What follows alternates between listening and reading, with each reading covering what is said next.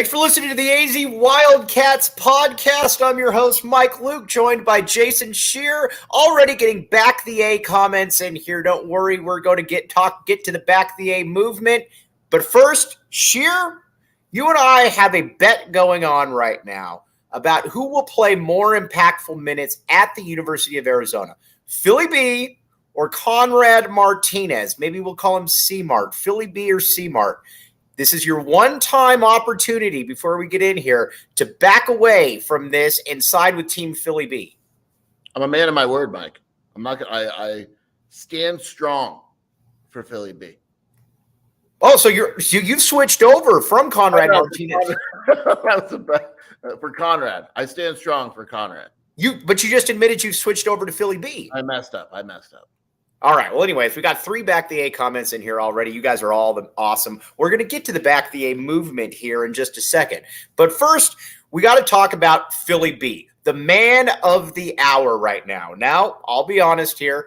I would love to get a hashtag my bad Fili B movement going on right here. But first, Scheer, joking aside, he's actually looked pretty good. I see Rich Carrillo in here. Rich, we're going to get to you.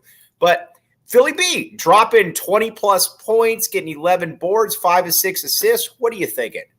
Yeah, I mean, it's interesting to see what a player could do with a little freedom. I mean, Fili B is used to the FIBA rules and the international rules. And I always say Tommy Lloyd recruited him for a reason. And it was interesting last game. He didn't play, or 2 games ago, he didn't play as much in the first quarter. Kind of the message, don't take 19 shots again if you're not shooting well. I like that, though. I mean, the other day, he was awesome. And I'm really, really curious to see his game tomorrow. France is really good. They have good, legitimate players. That's going to be a tough matchup. So I'm going to be watching that one.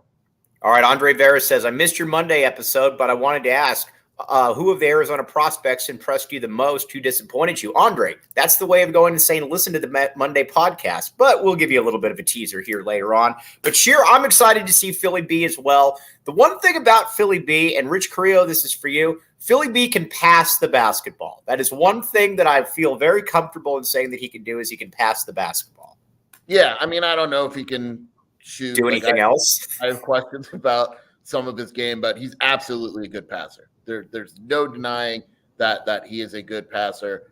In this tournament, he's kind of done well against the bad teams, and struggled against the good ones.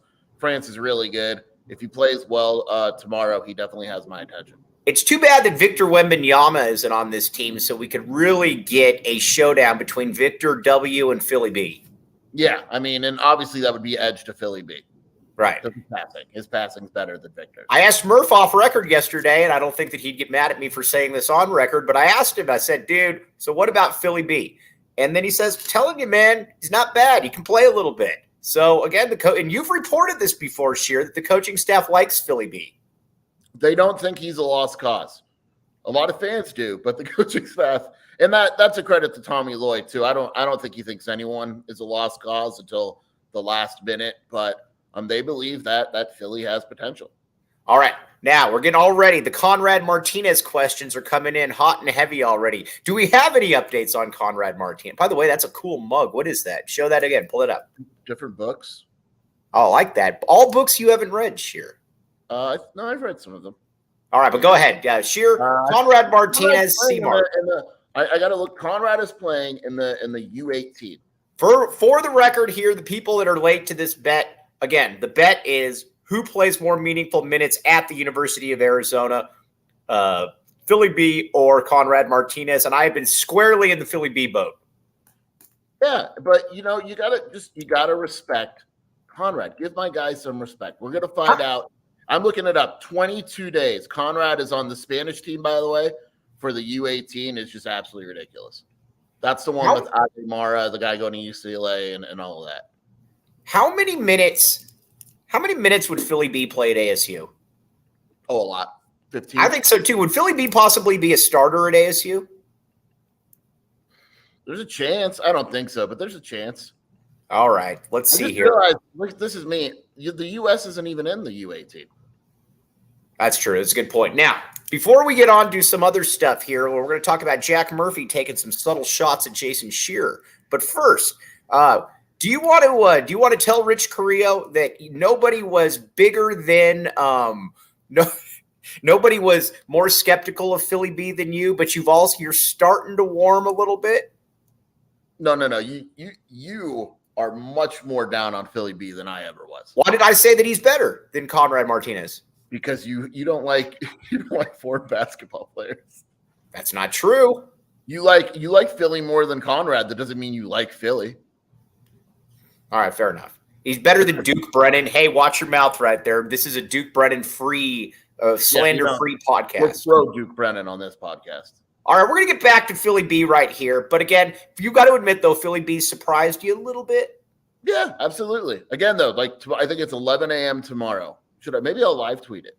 Dude, we should. Here's what we need. The people need to realize, Mike, that if Serbia upsets France and the USA does their job, we've got Kylan Boswell versus Fili B in the semifinals. Wait a second. What are you doing tomorrow at 12:30? No. It's going to be hot and heavy. No, you're coming back on tomorrow at 12:30. We can break it down in detail because they're playing a good team. Only if he plays well. All right, if he plays well, then you're back on. If he kills France, I'm on.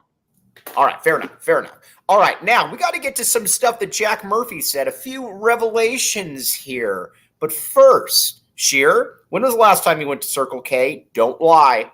It was actually yesterday. I drove back from Yuma again. Yuck. You're not moving there, are you? No, I'm done with Yuma for quite a while, hopefully. Okay, good. But make sure you're not missing out on all the great stuff at Circle K right now. Text PHNX to 31310 to join their SMS subscriber club and get a buy one, get one free offer on a 32-ounce Polar Pop. Head to CircleK.com/store locator to find Circle K's near you. All right, it's time to talk Caleb Love. Jack Murphy said, I asked him, and there is record of this, there is proof. I said, tell me about what you expect from him. And he said, it's a perfect fit for both sides, Scheer. He says, we need him. He needs us. Scheer, you were skeptical of Caleb Love as well. You are not as skeptical anymore, though. I mean, I'm going to be skeptical until the season starts, but I absolutely like what I'm hearing. I mean, Tommy Lloyd told me in Phoenix that he's been the perfect player so far. Buying and listening to everything they're saying, has had a great attitude and all that.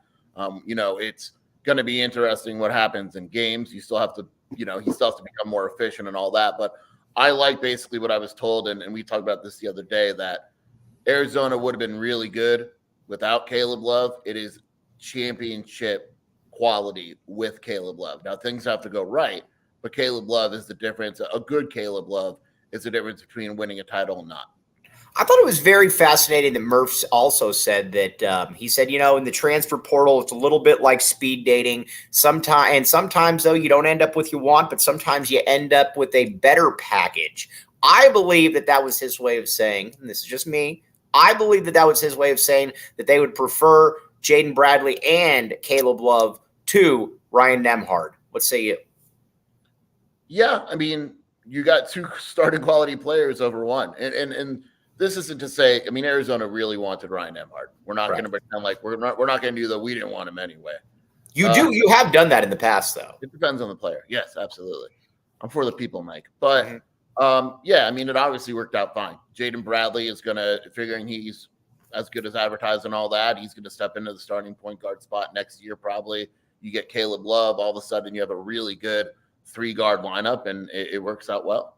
I thought he was also fascinating when he talked about Jaden Bradley, and he said, obviously his minutes got kind of sliced there at the end of the season, but if you look at some of his best games, like against Houston this past year, he said Arizona fans know about Houston. I thought that was an interesting point right there, and he did make the point, too, that you got to be able to get more dynamic there on the perimeter, Scheer, and they did exactly that. Yeah, the thing with Jaden Bradley, without getting too much into it, you could tell when his minutes in play dropped. There was a certain event at Alabama and a certain distraction. It is not, I mean, there is a direct correlation. When you look at the stuff where Brandon Miller was suspended and all that, and you look at Jaden Bradley's numbers and the rumors of him being on site and all that, that was the end of the season for him. I mean, he needed a clean look. He needed a fresh start. Arizona was there. Yeah, I mean, this guy had, before that incident, he had some really good games. Right. I mean, like games that no Arizona guard would have been able to put together. I mean, and against good teams too. And he was a 5-star player as well. So, and one that Arizona wanted out of high school. That's the key too. They know him. Like I'm looking right here. Like he had 14 points against Tennessee. He went to the line in that game 14 times as a guard. Right. And that's as a freshman too. It's not like he just forgot how to do all that. He had 18 against Gonzaga. I mean, he's good. Yeah, and again, Murph. You could tell Murph was very excited about the possibility of, not the possibility, the eventuality of him coming back to back the A. Now, Kenny Abbey with a rare good point right here. He says we're gonna have a really good bench this year. I'm just kidding with you, Kenny. We're gonna get to that bench. What's that? Is it about ASU? Kenny loves talking ASU. Yeah, again, our favorite Phoenician on the show, Kenny Abbey Jr. But first, all right, let's get the long read out of the way right here. BetMGM. If you've been to Glendale State Farm Arena, it's a monstrosity. You know what you'll see across from there? Something very pristine. BetMGM. That's where everything goes down. If you haven't signed up for BetMGM yet, use bonus code PHNX. There's a few different offers depending on where you live.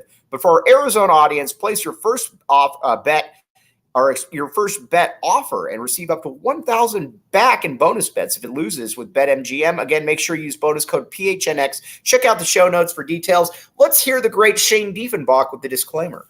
Disclaimer, 21 plus to wager. Visit BetMGM.com for terms and conditions. U.S. promotional offers not available in Washington, D.C., Mississippi, Nevada, New York, and Ontario. Gambling problem? Call 1-800-GAMBLER. Colorado, D.C., Illinois, Indiana, Louisiana, Maryland, Mississippi, New Jersey, Ohio, Pennsylvania, Tennessee, Virginia, West Virginia, Wyoming. Call 877-8-HOPE-NY or text HOPE-NY 467-369, New York. Call 1-800-NEXT-STEP, Arizona. 1-800-522-4700, Kansas, Nevada. 1-800-327-5050, Massachusetts. 1-800-BETS-OFF, Iowa. 1-800-270-7117 for confidential help, Michigan. All right, our guy Kenny Abbey is taking this very, very poorly right now. Kenny, it's all right. We still love you. I'm going to have you on the show again next week, but you do live in Phoenix right now. The Fat Lever is from Tucson, a Tucsonan, by the way. So there, I get that one. All right, now let's talk about the bench, though, Scheer. And I wasn't able to really get to all of this with Murph, but Murph is going to be back in August, though. So again, I think he needed about a month and a half to prepare to get back. But first, the bench. 24/7, not a fan of at all of Arizona's international recruits. Basically saying that Paulius Morauskas, Pauly M, and Mount Crevis are okay 3-star type guys, and Conrad's not even listed. What are your bosses missing that you are not missing? Well, I think the first thing they're missing is both are 4 stars, Mike. They're outside of the top 100. They're 4-star players. Okay. So all right. Okay. All right, I take it back. 24/7 believes that both will play as freshmen. They don't think Conrad will play at all, which is probably accurate. Wait a second. Are you 24/7 in this conversation, or are you speaking for your superiors? I'm speaking for my superiors. I have no say on rankings. I always laugh when people say, like, Scheer, where do you think so-and-so will be ranked? I don't know. I disagree on rankings sometimes. Like, I wrote up my LZ Harrington write-up, and I noticed that we have him as 12th in the country. And you disagree with this vehemently. Yeah, he's not. I mean, you don't think he's 12th in the country, do you? No. And I think he's solid, but not 12th. But like Morauskas, I would have had as a top 50 to 75 guy. All right. Now, what about Crevis? I would have had top 100. All right, you like it now. So, all right, now, foot to the fire. Yeah, all right, we're going with that. Foot to the fire. Right in the oven.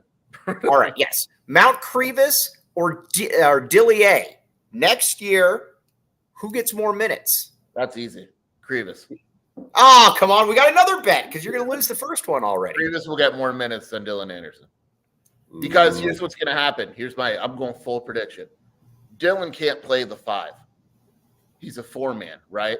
No, Dylan can play the 5. Only his father thinks that he can't play the 4. Okay. Henry is going to get minutes at the 4. That's my prediction. Henry will be the backup 4, and then Crevis will be the backup 5, and Dylan will be switching in between both. Brad Rich. By the way, I can't stand people with 2 first names. They're very dangerous. But I like Dylan Anderson a lot, but not really as a basketball player. Who said that paraphrased comment? That's Jason Scheer right there. I never said that. Oh, you said. I like Dylan's a great kid. I don't think he's. I love Dylan Anderson. Look, I think Dylan. I don't think he's bad. I think he's playing at the wrong level. Is that fair? That's a diss, Scheer. That's sure, but it's also a compliment. True or false? If Dylan Anderson played for Grand Canyon next to our boy Duke, they would be absolutely fantastic at that level. Oh, dude, you'd have 2 NBA players right there. I rest my case. You just said Dylan was an NBA player. You just basically admitted that Dylan Anderson. Sometimes you gotta it's like the Adema Ball syndrome. I am so curious to see how Adema does at Santa Clara.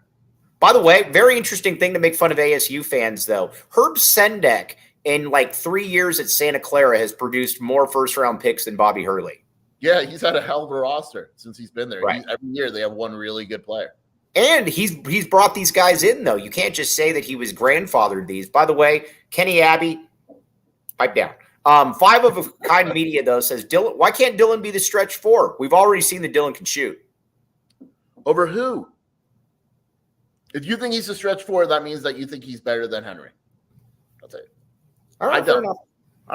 Right? Because Henry technically should be the stretch 4. All right. All you guys are wrong. This is turning into a Dylan Anderson hate fest. We're not going to go that way.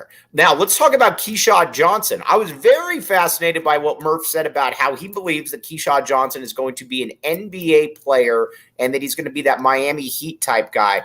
I did not expect that from Murph. And he said the dude's a winner. I just don't know where he plays in the NBA, but I loved hearing that, though, Scheer.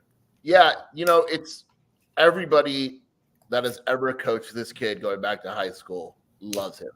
Right. He plays as hard as can be every single possession. He has already stepped in and he's become one of the leaders on this team. He's vocal. You can become a leader when you're playing hard and making yourself accountable, which he does. He'll rebound. I think everyone knows or is confident that he'll score more points at Arizona than he did at San Diego State. If he averages 13 and 8 a game in the Pac-12, with his athleticism and the way he probably tests, maybe he gets some NBA looks. I don't think he gets drafted. And I agree with you. I don't know where he would play, but maybe off the bench as like an energy guy, a defense rebounding. You never know.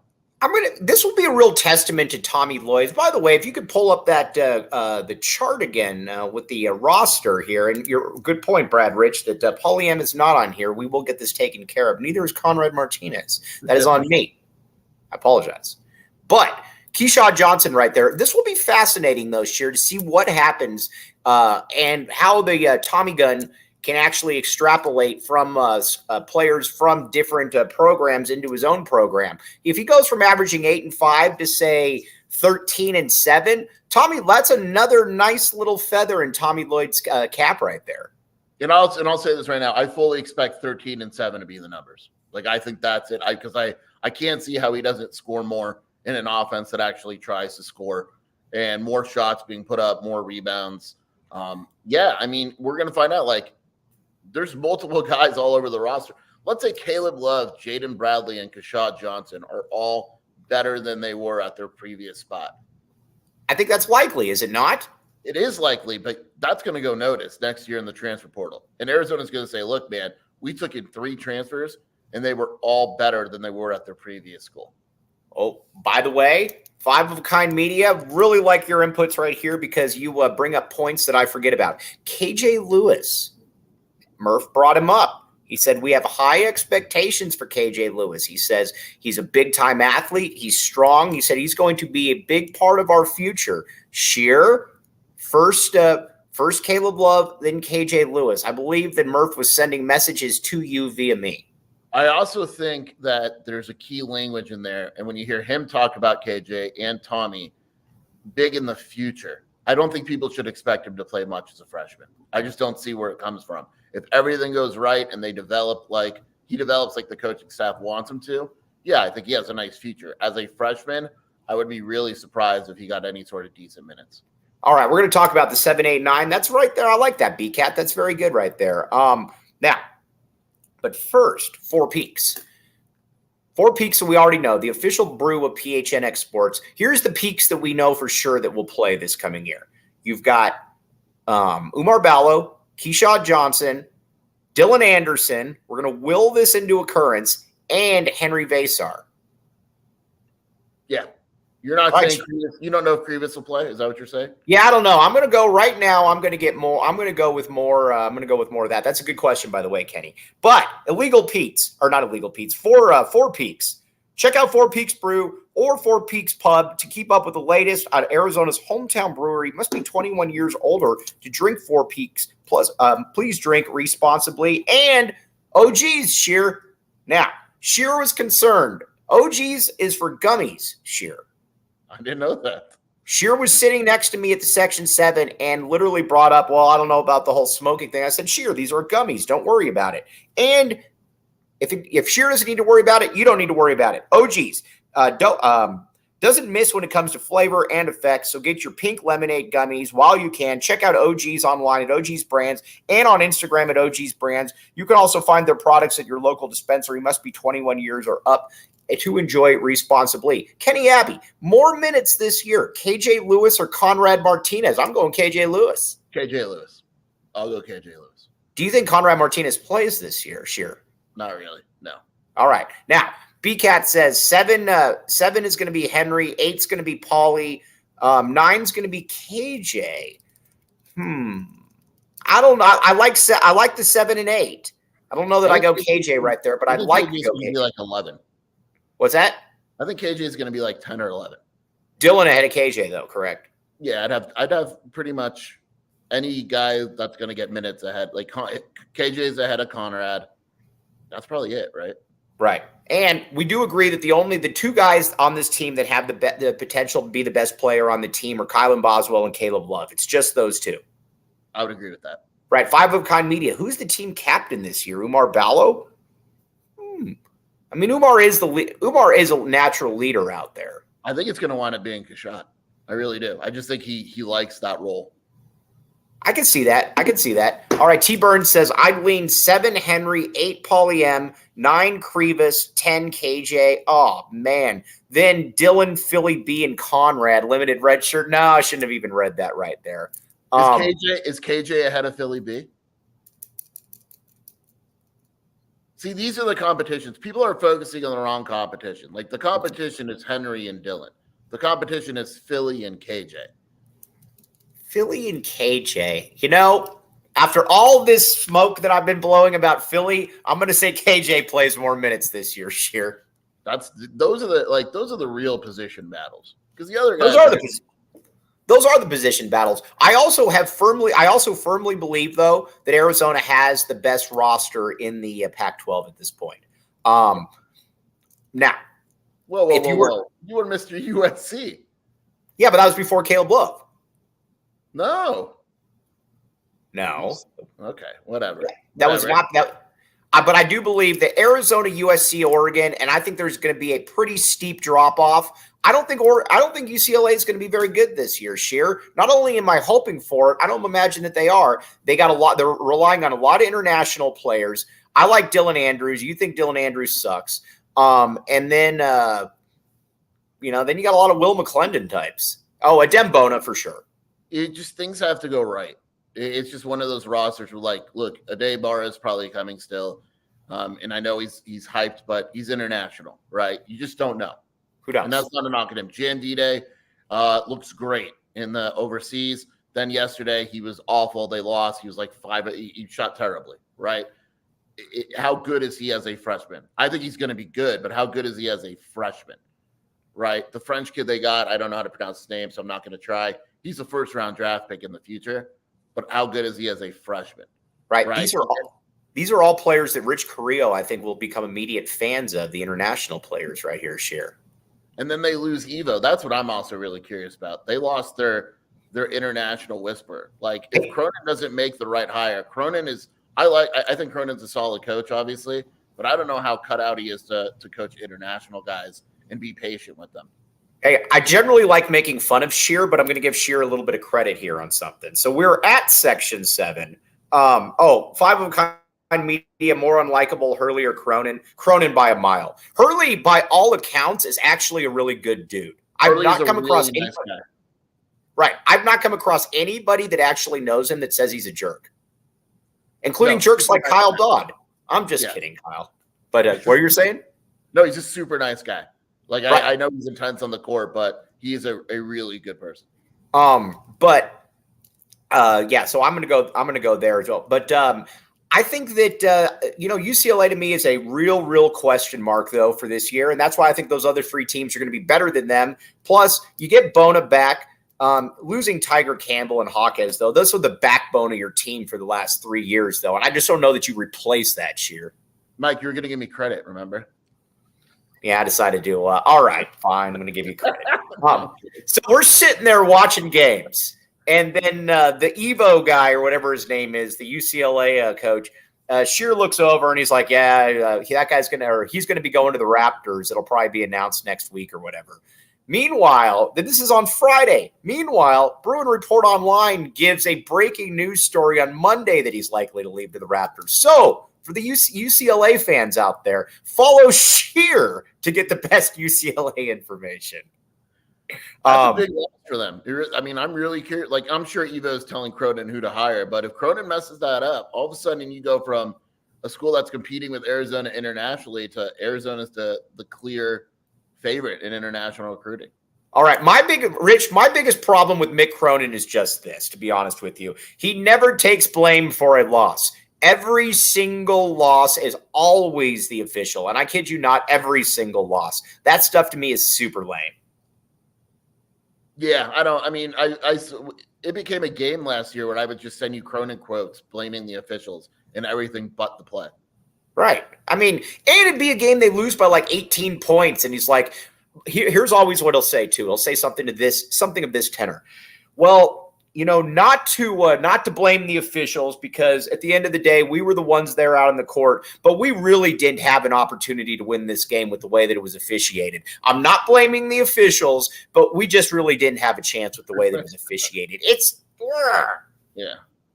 I mean, that's what it is. That's why Mick Cronin stinks. We don't like Mick Cronin. By the way, Kenny Abbey says Hurley and Cronin are the 2 biggest dorks. I walked up on them at EYBL. Kenny's gangster. Kenny, I can imagine going up there and, probably throwing up some signs at him. Kenny openly flirted with Jason Richardson's wife in front of Jason Richardson. And you know what Jason Richardson said? Man, dude, I thought that was Nipsey Hussle in front of me right there. I didn't want anything to do with it. All right. Now we're going to talk a little bit about Elijah Rushing here in a minute, but we also got to talk about we got to talk about the myth that is SMU athletics. Been hearing about this nonstop, generally from the normal folks. First of all, I didn't know there were SMU fans. I guess there are some, but I still believe that most of those are bots. A lot of those are, not real SMU fans. But this whole thing about how they have this ton of money, you can get this corridor that I keep hearing about. No. You've been in the AAC and you can't be competitive or good. What makes you think going to the Pac-12 all of a sudden you're going to be good? No. So it's interesting to me because the Pac-12 fans will often talk about coordinated media efforts, right? Right. Canzano has written multiple SMU articles, and Wilner has written multiple SMU articles. It is very clear that the Pac-12 or George wants to add SMU. And right. I said, let's go with the PR. I read from Wilner this morning in his mailbag that SMU would deliver the Dallas market athletically and non-athletically. Forget the Cowboys for a second. SMU is the biggest entity in all of Dallas. You find me someone, if you're watching this and you disagree, let us know. I've been there once. I am not a big, right? I can't recall beating an SMU fan. SMU is like 10th in that market. I would argue you have Texas, you have Texas A&M, you have Texas Tech, and then you have SMU is the 4th biggest college in that market. I think you have Prestonwood Academy or wherever Julius Randle went in Dallas above them as well. Our guy Kelvin Efon from Dallas as well. Kelvin has more fans than SMU has fans. It's not a thing. Like, we got to stop talking about delivering markets. It's like saying like. Everyone said like when Rutgers was added, it would deliver the New York market. People in New York or New Jersey, they don't care about Rutgers. Well, it's like with San Diego. First of all, I love the thing too about how for the longest time you couldn't add San Diego State because it would would hurt the academics of the conference. Now we don't bring that up anymore. And San Diego State is delivering San Diego. There's like a student body of 10,000 kids there. People in San Diego like San Diego State. 100%, no denying that. Leave San Diego and no one cares about San Diego State. Nobody. Right. But I can at least get behind San Diego State because it's a cool area. Both their programs are solid. They should be good. SMU, though, is a total armpit for me. No thanks. It just doesn't do anything. And at the end of the day, why? Like, why are you adding SMU? You think that there's just going to be some influx of money because you added SMU? I think the smartest, if I was a Pac-12, I'd add San Diego State and be done with it. Unless networks are coming to you and saying, if you add SMU, we're going to sign on, which they're not. But if they were, then that would be my excuse. So here's where I'm at, basically, to summarize. Then we're going to get to Elijah Rushing. When it comes to San Diego State, I at least get it. You have got good football. You got good basketball. It's a cool area. I could see them being good in the Pac-12.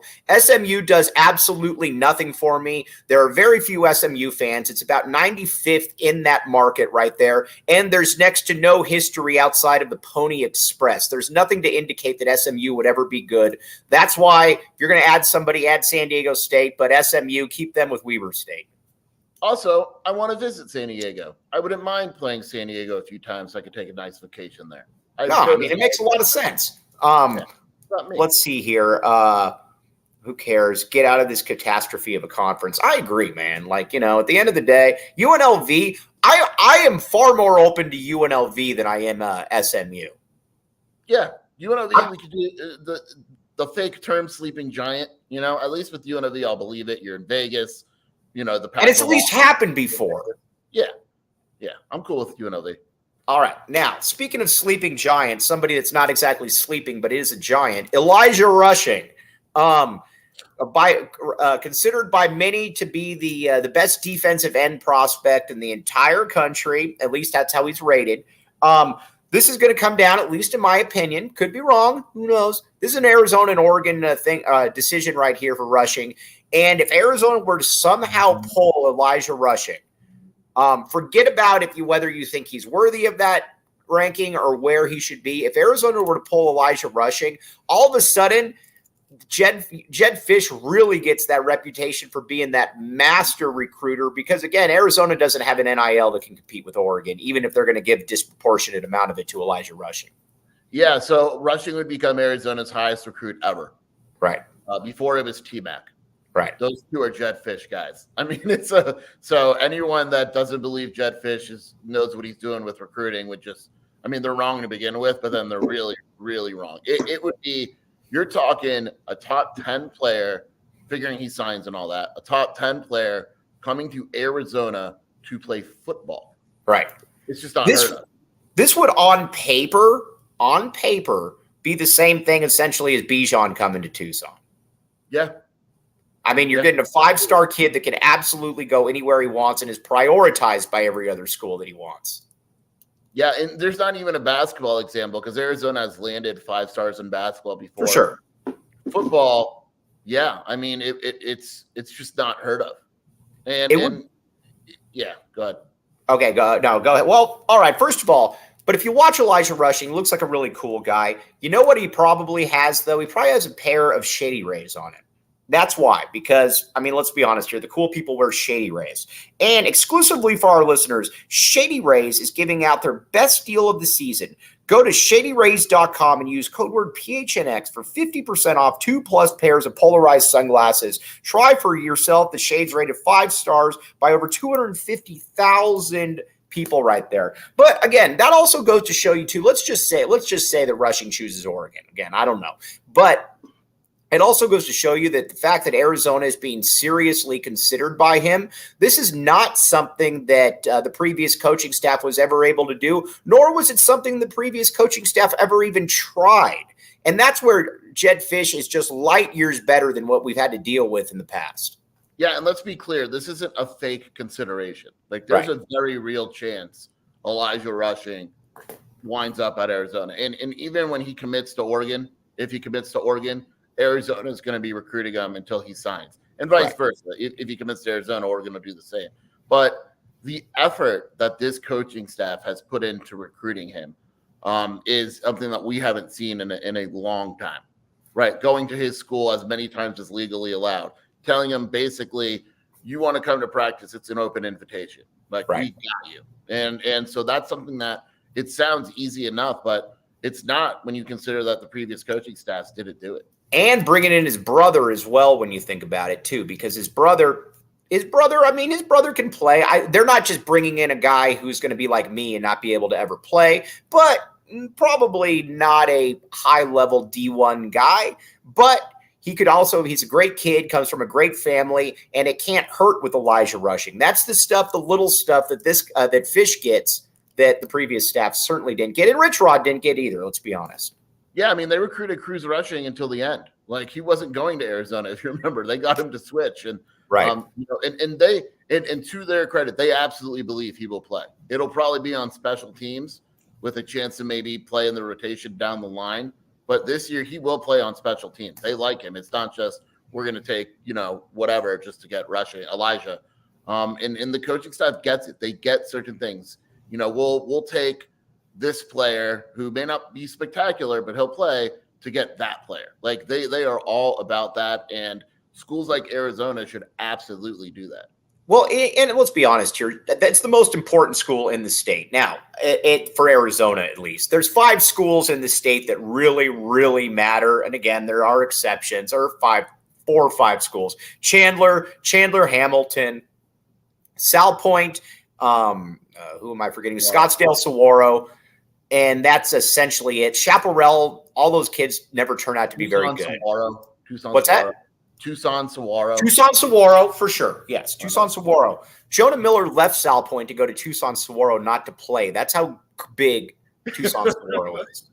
But those are the 4 schools. And when you're at Salpointe, it's different now. Every good kid essentially goes to Salpointe. There are a few exceptions here or there, but every good kid in Tucson goes to Salpointe. That's your one-stop shop, essentially. So it makes sense to be there all the time. And at least I know I'm sound like a broken record, but when you see things that should happen that haven't happened, it's like it's like if you tell your daughter to do something, and for the longest time she doesn't do it, and then she just starts doing it on her own. You're gonna be a little bit more proud of Aurora at that point, Scheer. Yeah, that's perfect. I mean, it's just when we covered Sunland and even Rich Rod, we just have to why aren't you doing this? Like, why aren't you stopping at Salpointe, the first stop every open period, and then sending every coach there? Why is DeMarco Murray going to Salpointe for 3 minutes, taking a picture and leaving? And never returning. Yeah. And so Jedd Fisch, very rarely I'd have to really think about times where I go, why are you doing this? Like, why aren't you doing that recruiting? He gets it. He just gets how to win at this level. He does get how to win at this level, and that's why we like Jedd Fisch. That's why we're back in the A right here. As far as 4-star kids go, because everybody likes star rankings and whatnot. Outside of Elijah rushing, I don't see Arizona in on really any quote unquote 4 stars. Although I do believe that Keona Wilhite, when you guys are actually able to analyze him, will probably be a 4-star. Yeah, there's not any that I really point to, and it's like, oh, they're going to go to Arizona. There may be a few that they're in there with. But none that I could point to right now and say that Arizona's doing really well with them. Things change. Arizona's lost a few recruits in the last coming days. Maybe they reevaluate a couple positions, but I think they'll be fine recruiting. But yeah, I don't see any 4 stars where I'm just like, this guy has a really good chance of winding up at Arizona. Sure, there's a good percentage of Pac-12 fans that hate you. Which ones do you think hate you the most between Utah, UCLA, ASU, and Oregon? Utah is baffling to me. I don't understand the Utah hate. It was really weird because, if you go to their message board, I posted this on our message board the other day, they think I've said things that I have never said. You have never said that Arizona is going to be leaving the Pac-12. As a matter of fact, you've said the exact opposite because you don't trust the Pac-12. There was one Utah fan that said on Twitter the other day, they were coming at me, they're like, you said that Kyle Whittingham sucks and you wouldn't want Arizona to ever be like Utah. And I was like, what? I've said openly, I wish Arizona was like Utah football. Like, what are we talking about? Yeah, who wants to be a top 15 program? Yeah. Although maybe you are at the stage now, though, where Arizona's looking past Utah and saying, yeah, we don't want to limit ourselves there. We got a higher ceiling than that. Look, all I'm going to say is Utah didn't schedule Alabama in 2032. Arizona did. Right. And let's be honest here. A lot of people think that maybe Arizona was the one that went to Alabama about that. Nope. Alabama is looking for ways because a lot of people make fun of them for playing McNeese State in week 13. If they can look back and say, you know what, we backed and we played the A in week 2, we get that off week against McNeese State. Yeah, you deserve it. You deserve an off week after you get on the field with Arizona. I mean, let's be honest. That's the way it is right here. Oh, by the way, Tap and Bottle. Now, Scheer's never been to a Tap and Bottle watch party, nor do I think he ever will, but he should go because Scheer is actually becoming far more open, far more a man of the people. I was very impressed with him this past weekend at Section 7. Scheer was talking, taking pictures, pressing the flesh, doing all the things that you can that I do at Tap and Bottle, the Tap and Bottle watch parties. Come check it out downtown for all the way football games and basketball. Kenny Abbey shows up there. Kenny Abbey, we like you very much. Or the Northwest location, but those are not for the Tap and Bottle watch parties. All right, Scheer, before we sign off, where can they find you? So today only, today's the last day, 50% off. If you're a current member, you can upgrade for 50% off. Wildcat Authority at Jason Scheer on Twitter and the Wildcat Scoop podcast with my wife, Shelby. 5 of a Kind Media, another great question. Does Jedd Fisch and the staff look at junior college recruits? Did we get one this year? As a matter of fact, we did get one, and he's probably going to start this year. That's Charles Yates Jr. Yeah, and then they have Keanu Miloto, the defensive lineman. They look at JUCO. JUCO isn't what it used to be because of the transfer portal and all that, but Arizona absolutely recruits JUCO if they're good enough. All right, here's how it goes because, here's where we're at right now. If Fili B plays well tomorrow, you can expect Scheer to be back. If Fili B doesn't, I'm going to be left scrambling. It might be me and Jacob Franklin. Is this correct? How are we defining well? 45% shooting more than 10 points? No, that's way too high. How about? Do you know how good this France team has like 3 future NBA players? That's why I'm saying. Here's what we're doing. Philly's taking 20 shots tomorrow, by the way. I have no doubt in my mind. 8 points and over 8 points and over 40% shooting. Dude, they're going to throw it. They're going to throw NBA players at Fili B to stop Fili B. Give me 12 points, 42% shooting. 10 points, 40. We'll meet in the middle. That's not the middle. Yeah, of course it is. I said 8 and I said 8. You said 12. What if he gets like no assists? It's just 10 points. Well, do they have to win?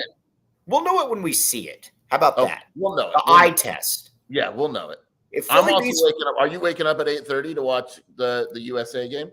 Oh, I'll watch that one for sure. But is it weird? Is it bad though if I have far more interest in the Serbian team than the American team? Yeah, but we need both of them to win so we can have the dream matchup. If Serbia beats France, that means that Fili B probably went off. Yes. If Serbia beats France, I'll come on. How about that?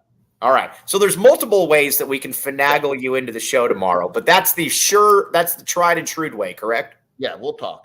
All right. All right. Everybody out there, as always, appreciate all of you. Back the A. By the way, I am going to be on the PHNX Sun Devils live stream here at 2. Not sure what we're talking about, but I'm going to be on there for 15 minutes. But for Jason Scheer, I'm Mike Luke, the great Jacob Franklin behind the scenes, who has been back in the A from day one. We appreciate all of you. Kenny, stay out of trouble in Phoenix. We'll be back with you tomorrow. You've been listening to the AZ Wildcats podcast.